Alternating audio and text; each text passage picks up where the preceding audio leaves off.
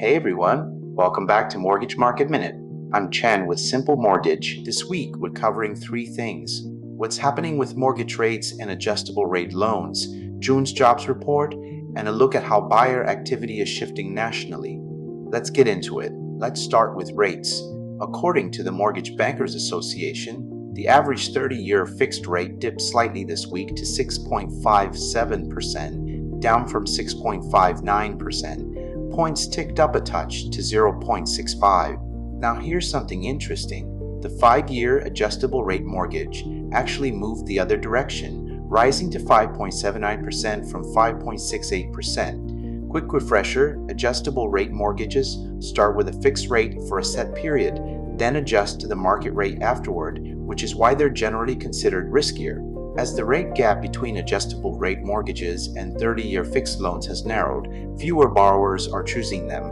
Adjustable rate mortgage applications made up just 7.6% of all applications last week, the lowest share since January, and down from a high of 9.6% back in mid-May. On the application side, purchase applications rose 1% for the week and are running 3% ahead of where they were this time last year. Refinance applications dipped 1% for the week, but are still up 9% year over year, since today's rate sits 22 basis points below where it was a year ago. Again, this is general market information, not a recommendation on which loan type is right for you. That really depends on your individual situation. Next, let's talk about the labor market, because it plays a big role in where interest rates go. The Bureau of Labor Statistics reported that the U.S. economy added just 57,000 jobs in June. That's well below the 115,000 economists expected, and a slowdown from a revised 129,000 in May. Interestingly, the unemployment rate actually ticked down to 4.2%. But there is some nuance here. Labor force participation dropped to 61.5%, the lowest level since March 2021, and the number of people reporting being employed fell by 507,000. So part of that lower unemployment number reflects fewer people in the workforce, not necessarily more people finding jobs. On the positive side, average hourly earnings rose 0.3% for the month and 3.5% over the past year, right in line with expectations. And weekly jobless claims came in at 215,000, a touch below forecasts.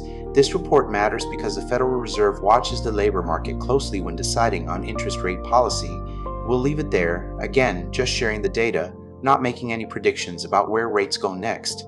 Finally, let's look at housing activity nationally. MBS Highways National Housing Index fell 9 points in June, dropping to 38 after rebounding in May. As a reminder, a reading above 50 signals expansion and below 50 signals contraction. Buyer activity saw the sharpest pullback, falling 12 points to 38. Only 22% of respondents nationwide described buyer activity as active, down from 32% the month before. Price direction slipped as well, also landing at 38. Regionally, buyer activity declined in all 7 regions tracked, with the biggest drops in the Northeast and Mid-Atlantic. That said, the Northeast, Mid-Atlantic, and Midwest are still showing home prices in expansion territory, meaning price increases still outnumber decreases in those areas. And on affordability, more than 90% of respondents said affordability is either more challenging or about the same as it was a year ago, which continues to be a theme we're watching closely. So to recap, mortgage rates are holding in a narrow range while adjustable rate loans are losing some of their appeal. Job growth cooled sharply in June even as unemployment ticked down, and the National Housing Index pulled back after a spring rebound. As always, this is educational market information, not personalized financial, legal, tax, or mortgage advice. If you found this helpful, follow us on Facebook, Instagram, YouTube, X, and LinkedIn. Just search Mortgage is Simple. Drop your questions in the comments, and we'll see you next Thursday for another Mortgage Market Minute. Thanks for watching.